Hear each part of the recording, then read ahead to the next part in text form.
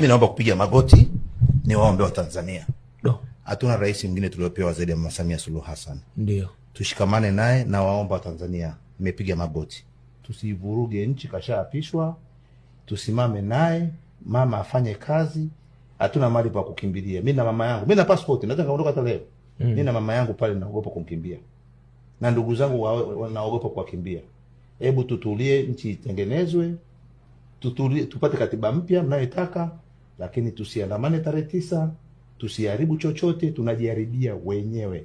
Nimepiga magoti, mtumishi wa Mungu, naomba Watanzania wote, vijana na waomba kuanzia miaka 2000 mliozaliwa, naomba sana mbele za Mwenyezi Mungu. Mtu mzima mpaka ukiwa umeenda hivyo. Sana natoka machozi na waomba, machozi yananitoka.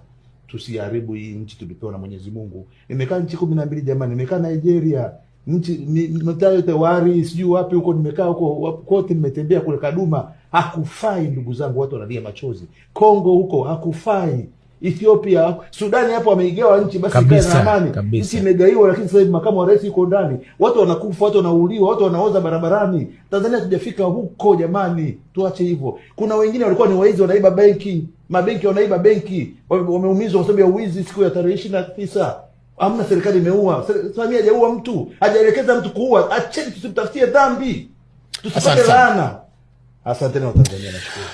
Ni mchungaji Dr. Alphonse Bitemba, mchambuzi wa siasa, masuala ya uchumi, lakini pia ni anatoka kanisa na Panuel Ministry, na pia yupo kwenye Jumuiya ya Maridhiano na Amani Dar es Salaam. Kulia kwangu